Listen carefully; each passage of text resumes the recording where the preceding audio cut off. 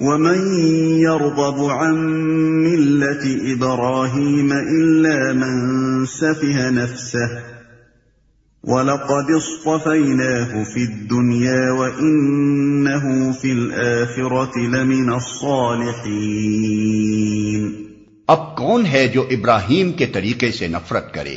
جس نے خود اپنے آپ کو حماقت و جہالت میں مبتلا کر لیا ہو، اس کے سوا کون یہ حرکت کر سکتا ہے؟ ابراہیم تو وہ شخص ہے جس کو ہم نے دنیا میں اپنے کام کے لیے چن لیا تھا اور آخرت میں اس کا شمار صالحین میں ہوگا۔ اذ قال له ربه اسلم قال اسلمت لرب العالمین۔ اس کا حال یہ تھا کہ جب اس کے رب نے اس سے کہا مسلم ہو جا تو اس نے فوراً کہا میں مالک کائنات کا مسلم ہو گیا۔ مسلم ہو جا، مسلم وہ جو خدا کے آگے سر اطاعت خم کر دے، خدا ہی کو اپنا مالک، آقا، حاکم اور معبود مان لے، جو اپنے آپ کو بالکلیہ خدا کے سپرد کر دے اور اس ہدایت کے مطابق دنیا میں زندگی بسر کرے جو خدا کی طرف سے آئی ہو۔ اس عقیدے اور اس طرز عمل کا نام اسلام ہے، اور یہی تمام انبیاء کا دین تھا جو ابتدائے آفرینش سے دنیا کے مختلف ملکوں اور قوموں میں آئے۔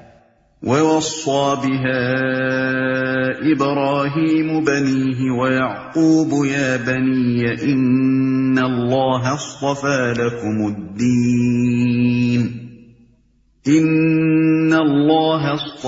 لَكُمُ الدِّينَ فَلَا تَمُوتُنَّ إِلَّا وَأَنْتُمْ مُسْلِمُونَ۔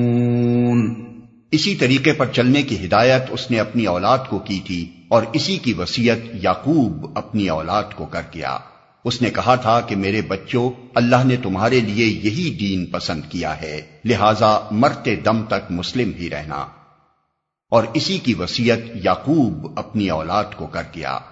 حضرت یعقوب علیہ السلام کا ذکر خاص طور پر اس لیے فرمایا کہ بنی اسرائیل براہ راست انہی کی اولاد تھے۔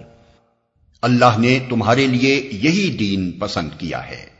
دین یعنی طریق زندگی، نظام حیات، وہ آئین جس پر انسان دنیا میں اپنے پورے طرز فکر اور طرز عمل کی بنا رکھے۔ ام کنتم شہداء اذ حضر یعقوب الموت اذ قال لبنیہ ما تعبدون من بعدی قالوا نعبد إلهك وإله آبائك إبراهيم وإسماعيل وإسحاق إلها واحدا ونحن له مسلمون۔ پھر کیا تم اس وقت موجود تھے جب یعقوب اس دنیا سے رخصت ہو رہا تھا؟ اس نے مرتے وقت اپنے بیٹوں سے پوچھا بچوں میرے بعد تم کس کی بندگی کرو گے؟ ان سب نے جواب دیا ہم اسی ایک خدا کی بندگی کریں گے جسے آپ نے اور آپ کے بزرگوں ابراہیم، اسماعیل اور اسحاق نے خدا مانا ہے، اور ہم اسی کے مسلم ہیں۔ بائبل میں حضرت یعقوب علیہ السلام کی وفات کا حال بڑی تفصیل سے لکھا گیا ہے، مگر حیرت ہے کہ اس وصیت کا کوئی ذکر نہیں ہے۔ البتہ تلمود میں جو مفصل وصیت درج ہے اس کا مضمون قرآن کے بیان سے بہت مشابہ ہے۔ اس میں حضرت یعقوب علیہ السلام کے یہ الفاظ ہمیں ملتے ہیں: خداوند اپنے خدا کی بندگی کرتے رہنا، وہ تمہیں اسی طرح تمام آفات سے بچائے گا جس طرح تمہارے آباء و اجداد کو بچاتا رہا ہے۔ اپنے بچوں کو خدا سے محبت کرنے اور اس کے احکام بجا لانے کی تعلیم دینا تاکہ ان کی مہلت زندگی دراز ہو، کیونکہ خدا ان لوگوں کی حفاظت کرتا ہے جو حق کے ساتھ کام کرتے ہیں اور اس کی راہوں پر ٹھیک ٹھیک چلتے ہیں۔ جواب میں ان کے لڑکوں نے کہا جو کچھ آپ نے ہدایت فرمائی ہے ہم اس کے مطابق عمل کریں گے، خدا ہمارے ساتھ ہو۔ تب یعقوب علیہ السلام نے کہا اگر تم خدا کی سیدھی راہ سے دائیں یا بائیں نہ مڑو گے تو خدا ضرور تمہارے ساتھ رہے گا۔ تلک امۃ قد خلت لها ما كسبت ولكم ما كسبتم ولا تسألون عما كانوا يعملون۔ وہ کچھ لوگ تھے جو گزر گئے، جو کچھ انہوں نے کمایا وہ ان کے لیے ہے، اور جو کچھ تم کماؤ گے وہ تمہارے لیے ہے، تم سے یہ نہ پوچھا جائے گا کہ وہ کیا کرتے تھے۔ یعنی اگرچہ تم ان کی اولاد صحیح، مگر حقیقت میں تمہیں ان سے کوئی واسطہ نہیں، ان کا نام لینے کا تمہیں کیا حق ہے جبکہ تم ان کے طریقے سے پھر گئے۔ اللہ کے ہاں تم سے یہ نہیں پوچھا جائے گا کہ تمہارے باپ دادا کیا کرتے تھے، بلکہ یہ پوچھا جائے گا کہ تم خود کیا کرتے رہے۔ اور یہ جو فرمایا کہ جو کچھ انہوں نے کمایا وہ ان کے لیے ہے اور جو کچھ تم کماؤ گے وہ تمہارے لیے ہے، یہ قرآن کا خاص انداز بیان ہے۔ ہم جس چیز کو فعل یا عمل کہتے ہیں، قرآن اپنی زبان میں اسے کسب یا کمائی کہتا ہے۔ ہمارا ہر عمل اپنا ایک اچھا یا برا نتیجہ رکھتا ہے، جو خدا کی خوشنودی یا ناراضی کی صورت میں ظاہر ہوگا، وہی نتیجہ ہماری کمائی ہے۔ کیونکہ قرآن کی نگاہ میں اصل اہمیت اسی نتیجے کی ہے، اس لیے اکثر وہ ہمارے کاموں کو عمل و فعل کے الفاظ سے تعبیر کرنے کے بجائے کسب کے لفظ سے تعبیر کرتا ہے۔ وَقَالُوا كُونُوا هُودًا أَوْ نَصَارَىٰ تَهْتَدُوا قُلْ بَلْ مِلَّةَ إِبْرَاهِيمَ حَنِيفًا وَمَا كَانَ مِنَ الْمُشْرِكِينَ۔ یہودی کہتے ہیں یہودی ہو تو راہ راست پاؤ گے، عیسائی کہتے ہیں عیسائی ہو تو ہدایت ملے گی۔ ان سے کہو نہیں، بلکہ سب کو چھوڑ کر ابراہیم کا طریقہ، اور ابراہیم مشرکوں میں سے نہ تھا۔ اس جواب کی لطافت سمجھنے کے لیے دو باتیں نگاہ میں رکھیے۔ ایک یہ کہ یہودیت اور عیسائیت دونوں بعد کی پیداوار ہیں۔ یہودیت اپنے اسلام اور اپنی مذہبی خصوصیات اور رسوم و قواعد کے ساتھ تیسری چوتھی صدی قبل مسیح میں پیدا ہوئی، اور عیسائیت جن عقائد اور مخصوص مذہبی تصورات کے مجموعے کا نام ہے، وہ تو حضرت مسیح علیہ السلام کے بھی ایک مدت بعد وجود میں آئے ہیں۔ اب یہ سوال خود بخود پیدا ہوتا ہے کہ اگر آدمی کے برسر ہدایت ہونے کا مدار یہودیت یا عیسائیت اختیار کرنے ہی پر ہے، تو حضرت ابراہیم علیہ السلام اور دوسرے انبیاء اور نیک لوگ جو ان مذہبوں کی پیدائش سے صدیوں پہلے پیدا ہوئے تھے اور جن کو خود یہودی اور عیسائی بھی ہدایت یافتہ مانتے ہیں، وہ آخر کس چیز سے ہدایت پاتے تھے؟ ظاہر ہے کہ وہ یہودیت اور عیسائیت نہ تھی۔ لہذا یہ بات آپ سے آپ واضح ہو گئی کہ انسان کے ہدایت یافتہ ہونے کا مدار ان مذہبی خصوصیات پر نہیں ہے جن کی وجہ سے یہودی اور عیسائی وغیرہ مختلف فرقے بنے ہیں، بلکہ دراصل اس کا مدار اس عالمگیر صراط مستقیم کے اختیار کرنے پر ہے جس سے ہر زمانے میں انسان ہدایت پاتے رہے ہیں۔ دوسرے یہ کہ خود یہود و نصارہ کی اپنی مقدس کتابیں اس بات پر گواہ ہیں کہ حضرت ابراہیم علیہ السلام ایک اللہ کے سوا کسی دوسرے کی پرستش، تقدیس، بندگی اور اطاعت کے قائل نہ تھے، اور ان کا مشن ہی یہ تھا کہ خدائی کی صفات و خصوصیات میں اللہ کے ساتھ کسی اور کو شریک نہ ٹھہرایا جائے۔ لہذا یہ بالکل ظاہر ہے کہ یہودیت اور نصرانیت دونوں اس راہ راست سے منحرف ہو گئی ہیں جس پر حضرت ابراہیم علیہ السلام چلتے تھے، کیونکہ ان دونوں میں شرک کی آمیزش ہو گئی ہے۔ قولوا آمنا بالله وما أنزل إلينا وما أنزل إلى إبراهيم وإسماعيل وإسحاق ويعقوب والأسباط وما أوتي موسى وعيسى وما أوتي النبيون من ربهم لا نفرق بين أحد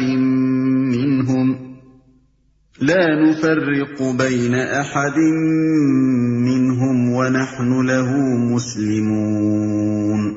مسلمانوں کہو کہ ہم ایمان لائے اللہ پر اور اس ہدایت پر جو ہماری طرف نازل ہوئی ہے، اور جو ابراہیم، اسماعیل، اسحاق، یعقوب اور اولاد یعقوب کی طرف نازل ہوئی تھی، اور جو موسیٰ اور عیسیٰ اور دوسرے تمام پیغمبروں کو ان کے رب کی طرف سے دی گئی تھی۔ ہم ان کے درمیان کوئی تفریق نہیں کرتے اور ہم اللہ کے مسلم ہیں۔ ہم ان کے درمیان کوئی تفریق نہیں کرتے۔ پیغمبروں کے درمیان تفریق نہ کرنے کا مطلب یہ ہے کہ ہم ان کے درمیان اس لحاظ سے فرق نہیں کرتے کہ فلاں حق پر تھا اور فلاں حق پر نہ تھا، یا یہ کہ ہم فلاں کو مانتے ہیں اور فلاں کو نہیں مانتے۔ ظاہر ہے کہ خدا کی طرف سے جتنے پیغمبر بھی آئے ہیں سب کے سب ایک ہی صداقت اور ایک ہی راہ راست کی طرف بلانے آئے ہیں۔ لہذا جو شخص صحیح معنی میں حق پرست ہے اس کے لیے تمام پیغمبروں کو برحق تسلیم کیے بغیر چارہ نہیں۔ جو لوگ کسی پیغمبر کو مانتے اور کسی کا انکار کرتے ہیں وہ حقیقت میں اس پیغمبر کے بھی پیرو نہیں ہیں جسے وہ مانتے ہیں، کیونکہ انہوں نے دراصل اس عالمگیر صراط مستقیم کو نہیں پایا ہے جسے حضرت موسیٰ علیہ السلام یا عیسیٰ علیہ السلام یا کسی دوسرے پیغمبر نے پیش کیا تھا، بلکہ وہ محض باپ دادا کی تقلید میں ایک پیغمبر کو مان رہے ہیں۔ ان کا اصل مذہب نسل پرستی کا تعصب اور آباء و اجداد کی اندھی تقلید ہے، نہ کہ کسی پیغمبر کی پیروی۔ فَإِنْ آمَنُوا بِمِثْلِ مَا آمَنْتُمْ بِهِ فَقَدِ اهْتَدَوْا وَإِنْ تَوَلَّوْا فَإِنَّمَا هُمْ فِي شِقَاقٍ فَسَيَكْفِيكَهُمُ اللَّهُ وَهُوَ السَّمِيعُ الْعَلِيمُ۔ پھر اگر وہ اسی طرح ایمان لائیں جس طرح تم لائے ہو تو ہدایت پر ہیں، اور اگر اس سے منہ پھیریں تو کھلی بات ہے کہ وہ ہٹ دھرمی میں پڑ گئے ہیں، لہذا اطمینان رکھو کہ ان کے مقابلے میں اللہ تمہاری حمایت کے لیے کافی ہے، وہ سب کچھ سنتا اور جانتا ہے۔ صبغة اللہ ومن احسن من اللہ صبغة ونحن له عابدون۔ کہو اللہ کا رنگ اختیار کرو، اس کے رنگ سے اچھا اور کس کا رنگ ہوگا، اور ہم اسی کی بندگی کرنے والے لوگ ہیں۔ اللہ کا رنگ اختیار کرو۔ اس آیت کے دو ترجمے ہو سکتے ہیں، ایک یہ کہ ہم نے اللہ کا رنگ اختیار کر لیا، دوسرے یہ کہ اللہ کا رنگ اختیار کرو۔ مسیحیت کے ظہور سے پہلے یہودیوں کے ہاں یہ رسم تھی کہ جو شخص ان کے مذہب میں داخل ہوتا اسے غسل دیتے تھے، اور اس غسل کے معنی ان کے ہاں یہ تھے کہ گویا اس کے گناہ دھل گئے اور اس نے زندگی کا ایک نیا رنگ اختیار کر لیا۔ یہی چیز بعد میں مسیحیوں نے اختیار کر لی۔ اس کا اصطلاحی نام ان کے ہاں استباغ بپتسمہ ہے، اور یہ استباغ نہ صرف ان لوگوں کو دیا جاتا ہے جو ان کے مذہب میں داخل ہوتے ہیں بلکہ بچوں کو بھی دیا جاتا ہے۔ اسی کے متعلق قرآن کہتا ہے کہ اس رسمی استباغ میں کیا رکھا ہے، اللہ کا رنگ اختیار کرو جو کسی پانی سے نہیں چڑھتا بلکہ اس کی بندگی کا طریقہ اختیار کرنے سے چڑھتا ہے۔ قل اتحاجوننا فی اللہ وهو ربنا وربکم ولنا اعمالنا وَلَكُمْ أَعْمَالُكُمْ وَنَحْنُ لَهُ مُخْلِصُونَ۔ اے نبی ان سے کہو کیا تم اللہ کے بارے میں ہم سے جھگڑتے ہو، حالانکہ وہی ہمارا رب بھی ہے اور تمہارا رب بھی، ہمارے اعمال ہمارے لیے ہیں، تمہارے اعمال تمہارے لیے، اور ہم اللہ ہی کے لیے اپنی بندگی کو خالص کر چکے ہیں، ہمارا رب بھی ہے اور تمہارا رب بھی۔ یعنی ہم یہی تو کہتے ہیں کہ اللہ ہی ہم سب کا رب ہے اور اسی کی فرمانبرداری ہونی چاہیے۔ کیا یہ بھی کوئی ایسی بات ہے کہ اس پر تم ہم سے جھگڑا کرو؟ جھگڑے کا اگر کوئی موقع ہے بھی تو وہ ہمارے لیے ہے نہ کہ تمہارے لیے، کیونکہ اللہ کے سوا دوسروں کو بندگی کا مستحق تم ٹھہرا رہے ہو نہ کہ ہم۔ اتحاجوننا فی اللہ کا ایک ترجمہ یہ بھی ہو سکتا ہے کہ کیا تمہارا جھگڑا ہمارے ساتھ فی سبیل اللہ ہے؟ اس صورت میں مطلب یہ ہوگا کہ اگر واقعی تمہارا یہ جھگڑا نفسانی نہیں ہے بلکہ خدا واسطے کا ہے تو یہ بڑی آسانی سے طے ہو سکتا ہے۔ ہم اللہ ہی کے لیے اپنی بندگی کو خالص کر چکے ہیں، یعنی تم اپنے اعمال کے ذمہ دار ہو اور ہم اپنے اعمال کے۔ تم نے اگر اپنی بندگی کو تقسیم کر رکھا ہے اور اللہ کے ساتھ دوسروں کو بھی خدائی میں شریک ٹھہرا کر ان کی پرستش اور اطاعت بجا لاتے ہو تو تمہیں ایسا کرنے کا اختیار ہے۔ اس کا انجام خود دیکھ لو گے۔ ہم تمہیں زبردستی اس سے روکنا نہیں چاہتے، لیکن ہم نے اپنی بندگی، اطاعت اور پرستش کو بالکل اللہ ہی کے لیے خالص کر دیا ہے۔ اگر تم تسلیم کر لو کہ ہمیں بھی ایسا کرنے کا اختیار ہے تو خواہ مخواہ کا یہ جھگڑا آپ ہی ختم ہو جائے۔ ام تقولون ان ابراہیم واسماعیل واسحاق ویعقوب والاسباط كانوا هودا او نصارا قل اانتم اعلم ام اللہ ومن اظلم ممن كتم شهادة عنده من الله وما الله بغافل عما تعملون۔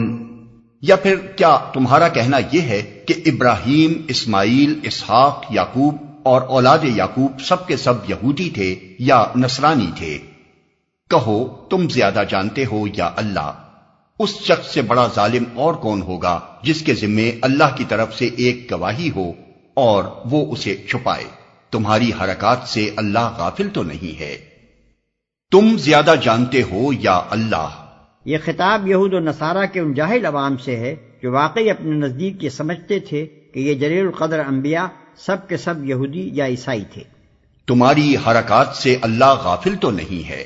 یہ خطاب ان کے علماء سے ہے جو خود بھی اس حقیقت سے ناواقف نہ تھے کہ یہودیت اور عیسائیت اپنی موجودہ خصوصیات کے ساتھ بہت بعد میں پیدا ہوئی ہیں، مگر اس کے باوجود وہ حق کو اپنے ہی فرقوں میں محدود سمجھتے تھے اور عوام کو اس غلط فہمی میں مبتلا رکھتے تھے کہ انبیاء کے مدتوں بعد جو عقیدے، جو طریقے اور جو اجتہادی ضابطے اور قاعدے ان کے فقہا، صوفیہ اور متکلمین نے وضع کیے، انہی کی پیروی پر انسان کی فلاح اور نجات کا مدار ہے۔ ان علماء سے جب پوچھا جاتا تھا کہ اگر یہی بات ہے تو حضرت ابراہیم، اسحاق، یعقوب وغیرہ انبیاء علیہم السلام آخر تمہارے ان فرقوں میں سے کس سے تعلق رکھتے تھے؟ تو وہ اس کا جواب دینے سے گریز کرتے تھے، کیونکہ ان کا علم انہیں یہ کہنے کی تو اجازت نہ دیتا تھا کہ ان بزرگوں کا تعلق ہمارے ہی فرقے سے تھا، لیکن اگر وہ صاف الفاظ میں یہ مان لیتے کہ یہ انبیاء نہ یہودی تھے نہ عیسائی تو پھر ان کی حجت ہی ختم ہوئی جاتی تھی۔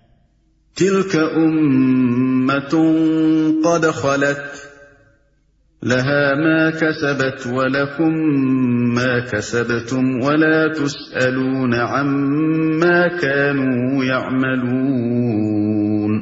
وہ کچھ لوگ تھے جو گزر چکے، ان کی کمائی ان کے لیے تھی اور تمہاری کمائی تمہارے لیے، تم سے ان کے اعمال کے متعلق سوال نہیں ہوگا۔